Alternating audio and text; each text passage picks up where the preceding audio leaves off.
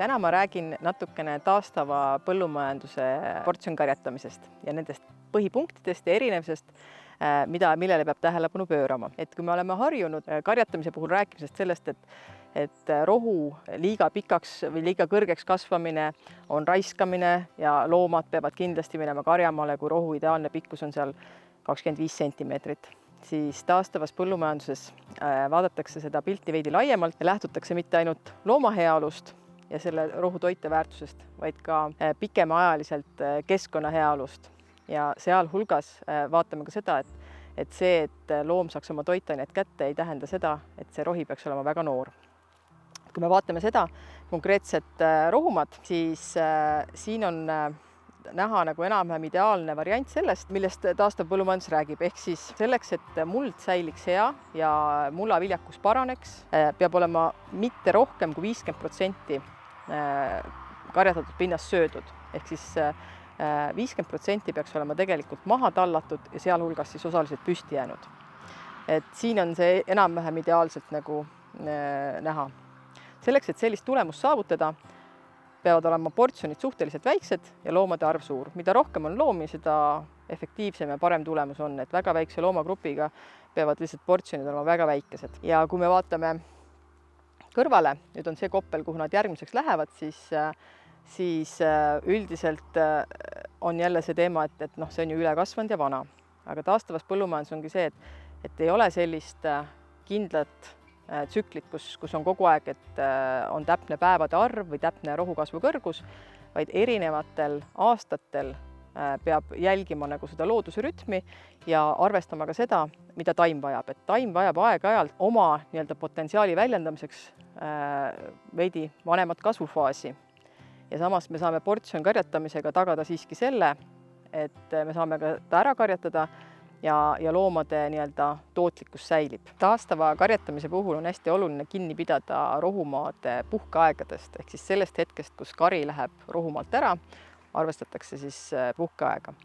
Puhkeajad rohumaal sõltuvad sellest, milline on aastaaeg, kas on kevad, sügis või suvi, kesksuvi, ja sõltub ka sellest, et kas meil on põuased tingimused või sajab rohkesti vihma. Et üldjuhul kevade poole on puhkeajad alati lühemad, et mai-juuni on 21 päeva, juuli-august 35-37 päeva ja edasi siis veel pikem ehk 45 päeva kuni 60 päeva.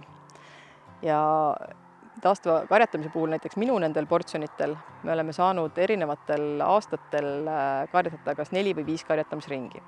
Ja suuresti sõltub sellest, et millal algab kevadel esimene ring ja millal tuleb lumi maha. Et üldjuhul ollakse harjunud, et karjatamisperiood Eestis lõpeb oktoobris, aga kui rakendada siis portsjonkarjatamist, siis see nii ei ole. Et tegelikult sellisel viisil jätkub sööta karjatada ka novembrisse ja detsembrisse, juhul kui lumi maha ei tule. Mis siis nagu toimub tegelikult, kui loomad lasta sellise tavapõllumajanduses mõistes nagu kõrge ja ülekasvanud rohu sisse? Et tegelikult toimub see, et loomad saavad, kui neid portsjon karjatatakse, ehk siis kui nad on lühikest aega kitsal alal, siis selle tegevusega sa tegelikult õpetad neid sööma igasugust rohtu.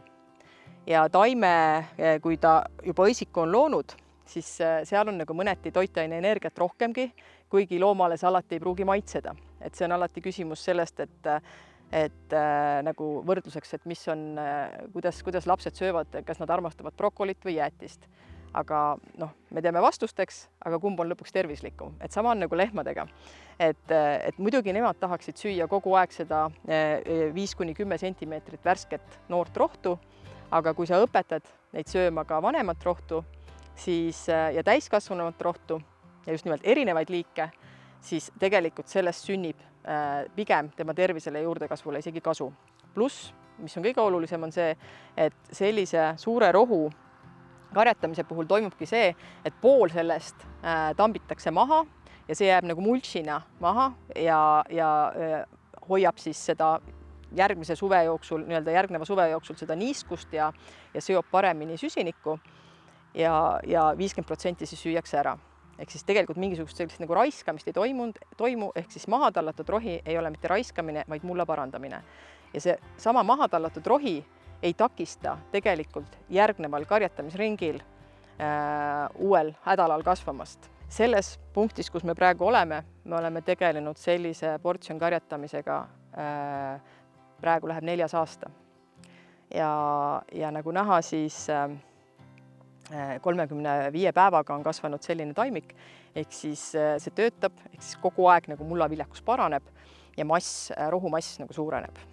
Et kindlasti, mida ei tohi teha ja mida ei pea tegema, on sellist ülekarjatatud ja üksikute tuttidega maha tambitud karjamaad üle niitma. Et see oleks nagu mõttetu keskkonna ja rahaline kulu. Et täitsa töötab loomadega karjatamise puhul. See karjamasin on karjatatud 2 päeva ja 2 päevaga on saavutatud enam-vähem ideaalne tulemus, et 10% rohututtidest on püsti ja mitte üle 50% rohust ei ole söödud. Ehk siis suur osa, siis 30–50% on maha tallatud, mis on nagu mullaviljakusele väga hea ja siis selle tulevasele juurdekasvule. Kuna loomi liigutatakse edasi iga 2–3 päeva tagant või ka 1 päeva tagant, sõltuvalt kopli suurusest, siis loomade juurdekasvule see mingit negatiivset mõju ei avalda, et nad nii palju rohtu maha talluvad, sest nad saavad ikkagi hommikupoole või järgmisel õhtul uue portsjoni kätte. Ehk siis see portsjon nägi 2 päeva tagasi välja nagu see portsjon siin kõrval. Üks oluline asi, millele tähelepanu tuleb pöörata portsjonite rajamisel, kui hakata portsjonkarjatamisele minema, ongi, et igale portsjonile jääks siiski vesi ja puude vari. Et kas see on puude vari või mingi muu vari, et loomade heaolu seisukohalt on see just oluline suvekuudel. Et sügise poole pole see enam nii tähtis, aga kindlasti juunis ja augustis on veel nii palju päikest, et loomad vajavad selle päiksest varju. Ja vesi on, tuleb leida nagu võimalikult ökonoomne lahendus, et looduslik veekogu on ideaalne voolav vesi ja kui seda ei ole, siis tuleb mõelda, kas võimalusel mingi pumba või torustiku kasutamise peale ja vee vedamine tsisternidega on kõige kulukam variant, aga kui muud ei saa, siis tuleb seda rakendada. Me oleme nüüd siin tagasi sellel portsjon karjatatud rohumaal. Käes on 4. november, mis üldjuhul nagu on Eestis karjatamisperiood kõigil lõppenud, aga siin ongi sellesama portsjon karjatamise võlu, et siin saab täiesti edukalt karjatamisperioodi pikendada. Et see rohumaa siin on puhanud 72 päeva ja on õige aeg lähipäevil võib juba siia loomadega uuesti peale tulla. Et siin on kõrval näha, kus suvel oli suur rohi, mis ootas nagu maha tallamist. Vahepeal on mitu karjatamisringi ja nagu näha, siis maha tallatud rohi on teinud just täpselt selle, et see on taganud selle, et siin ka novembrikuus on nüüd täisväärtuslik sööt loomadele karjamal. Ja üksikud rohundid, mis on püsti, 10% siis sellest rohumast, on endiselt püsti ja see on mõjunud kokkuvõttes sellele mullale ja juurestikule siin väga hästi.